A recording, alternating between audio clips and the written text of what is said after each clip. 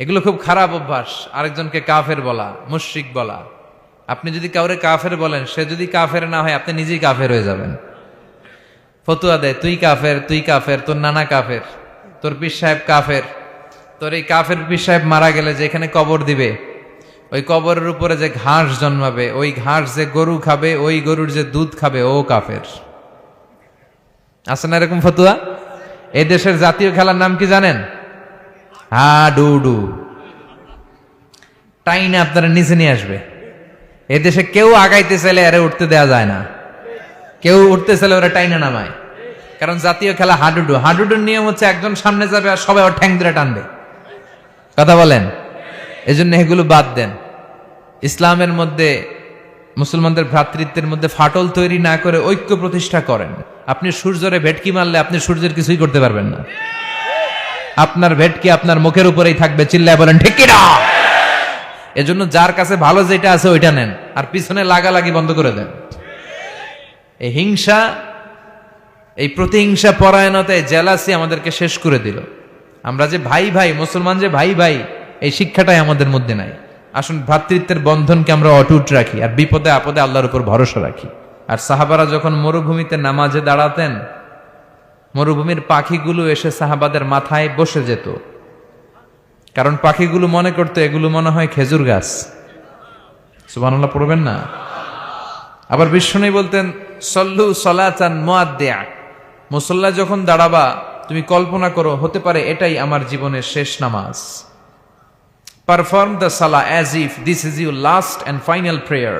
প্রত্যেক নামাজের জন্য মুসল্লা যখন দাঁড়াবেন একটু ভাববেন আর মনে করবেন হতে পারে এটা আমার জীবনের শেষ চান্স। এরপরে হয়তো আল্লাহকে সেজদা দেওয়ার সুযোগ আমি নাও পেতে পারি। ঠিক কিনা? এই যে আমরা বসে আছি, এখন বাজে 11টা, আমরা 12টা পর্যন্ত বেঁচে থাকবো কোনো গ্যারান্টি আছে? হুট করে দুর্ঘটনা ঘটে যেতে পারে না? হ্যাঁ, কেউ যদি বোমা মেরে বসে একটা, সব শেষ। এই যে নিউজিল্যান্ডে আজকে গুলি মেরে কি করছে দেখছেন? আপনারা শোনেন নাই না? আহা, এত নিষ্ঠুর হতে পারে একজন মানুষ? সেও তো রক্তে মাংসে মানুষ, তাকে এইভাবে গুলি করলে তার কেমন লাগতো? 50 জনের মতো মুসল্লিকে, মুসলিম নারী এবং পুরুষকে সে লাইভ শুটিং করে ঝাঁঝরা করে দিয়েছে। এই ভিডিও সে আবার ফলাও করে প্রকাশ করেছে সোশ্যাল মিডিয়াতে। আল্লাহ এগুলোর তুমি হেদায়েত দাও। আজকে কোনো মুসলমান যদি করত, পৃথিবীর সব মিডিয়াগুলো ফলাও করে প্রকাশ করত টেররিস্ট অ্যাটাক। আর খ্রিস্টানরা যদি এই কাজ করে, কয় মানসিক রোগী। কি কয়? কয় হেতে পাগল, হেতে কি? আর মুসলমানরা করলে টেররিস্ট অ্যাটাক, জঙ্গি। ঠিক কিনা? জঙ্গিদের কোনো ধর্ম নাই, সন্ত্রাসীদের কোনো ধর্ম নাই। সন্ত্রাস এটাই তার ধর্ম। কথা বলেন? ভিডিও গেমস খেললে যেভাবে মারে, ছোট বাচ্চারা যে ভিডিও গেমস খেলে, সে এইভাবে আমাদের ভাই বোনদেরকে মেরেছে। যারা এখানে প্রাণ হারালো, আল্লাহ তুমি তাদেরকে শাহাদাতের সর্বোচ্চ মর্যাদা নসিব করো। দেখেন গোটা বিশ্বব্যাপী এখন কি বলে এই লোকের ব্যাপারে। আজকে মুসলমান করলে গোটা বিশ্ব কেঁপে যেত। মুসলমানদের রক্তের এখন কোনো দাম নাই। একটা কুকুরের দাম আছে কিন্তু মুসলমানের দাম নাই। চিল্লা এখন ঠিক কিনা? আমাদেরকে গোটা বিশ্বব্যাপী মারে, অত্যাচারের স্টিম রোলার, কিন্তু আমাদের পক্ষে কেউ যে একটা ধমকি দিবে এমন কোন নেতা আমাদের নয়। এক রিসেপ তাইয়েব এরদোগান, সে গোটা মুসলিম বিশ্বের জন্য চেষ্টা করে যাচ্ছে, কিন্তু ওর পিছনেও শত্রু আছে না নাই? ওর পিছনেও টিকটিকির অভাব নাই। কথা কন?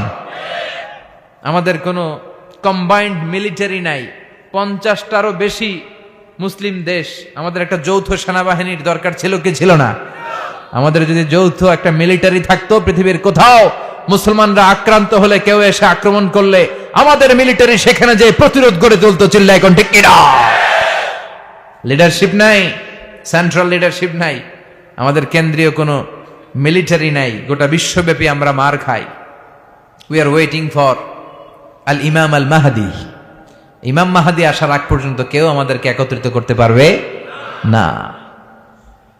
এজন্য যারা আজকে নিহত হলো নিউজিল্যান্ডের এই মসজিদটাতে, আল্লাহ তুমি তাদের জীবনের সবগুলো গুনাহ মাফ করে দাও।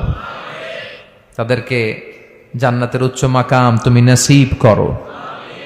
সম্মানিত ভাইয়েরা, বলছিলাম কোরআন এমন একটা কিতাব যে কিতাব অন্ধকার থেকে মানুষকে আলোর দিকে নেয়, ঠিক কিনা?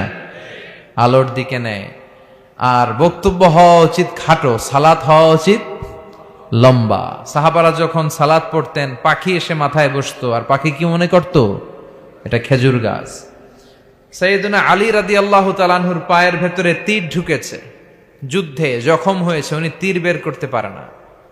তীর ধরে টান দিলে উনি চিৎকার মারে। বিশ্বনবী বললেন, আকিমিস সালাহ আরিহনা বিসসালাহ ইয়া বেলাল, বেলাল ইকামত দাও। আরেক সাহাবীকে বললেন, তুমি লুকিয়ে আমরা যখন নামাজ পড়বো তুমি আমার মেয়ের জামাই আলীর পা থেকে টেনে তীর বের করবে।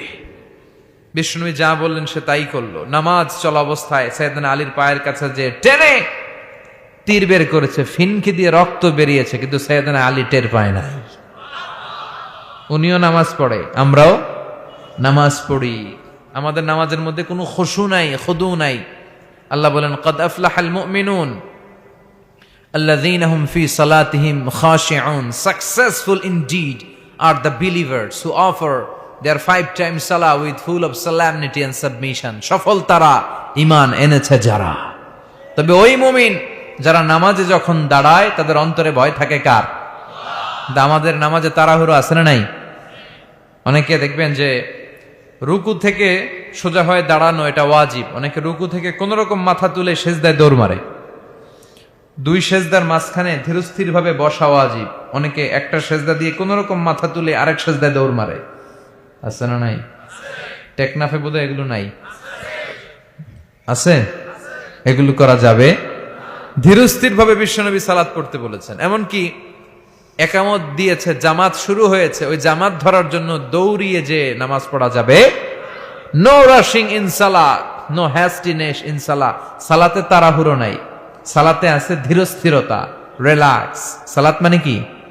রিল্যাক্স করবেন আপনি, আরামসে দাঁড়াবেন, আরামসে রুকু করবেন। বিষ্ণু বলেছেন, ইদা উকিমাতিস সালাহ, যখন নামাজের একামত হয়ে যায়, ফালা তাতুহা তাসআউন, তোমরা দৌড়ে দৌড়ে সালাতে যেও না, ওয়া আতুহা তামশুন, হেঁটে হেঁটে যাবা। একামত হইছে, দৌড় দিবা না, হেঁটে হেঁটে। ফামা আদরাকতুম ফাসাল্লু, যতটুকু যে পাবে ততটুকু পড়বে।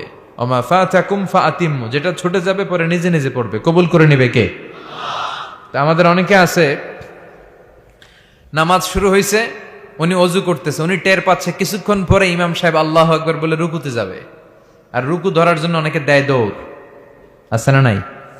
টাইলসের মসজিদে অনেকে দেয় দৌড়। এক লোক দৌড় দিছে, উল্টায় পড়ছে, লুঙ্গি একদিকে মুসল্লি আর একদিকে। টাইলসের মসজিদে অজু করে দৌড় দিবেন না, খবরদার। অজু করে পিচ্ছিল পা থাকে, আস্তে আস্তে যাবেন, না হলে দুর্ঘটনা ঘটে যাবে। দেখেন, বিষ্ণুনবীর সুন্নাহ আছে যেখানে বরকত আছে, সুন্নাহ নাই যেখানে বিপদ আছে। এজন্য সালাতগুলো যেন ধীর স্থির ভাবে হয়। আবার সালাতের পরে তাসবিহ পড়ে না লোকজন, নামাজের পরে কি পড়া সুন্নাত? তাসবিহ। কিন্তু আমরা নামাজের পরে মুনাজাত দেওয়া সুন্নাত বানায় ফেলছি। আছে না নাই? আসসালামু আলাইকুম ওয়া রাহমাতুল্লাহ, আসসালামু আলাইকুম, আল্লাহুম্মা আমিন ইয়া আরহামার রাহিমিন। আছে না? তুমি কি বললো? আমিন ইয়া আরহামার রাহিমিন, এটা কি দোয়া? দোয়া করা সুন্নাহ, হাত তুলেও করতে পারেন, হাত তোলা ছাড়াও করতে পারেন, এটা জায়েজ আছে।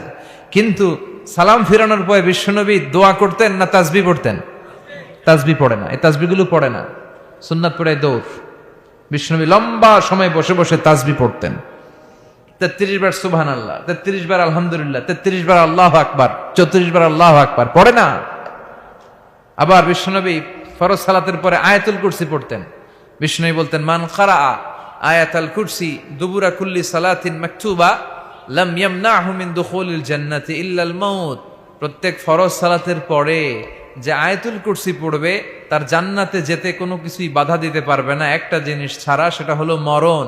লোকটা মরে না, তাই জান্নাতে যায় না, মরলেই জান্নাতি।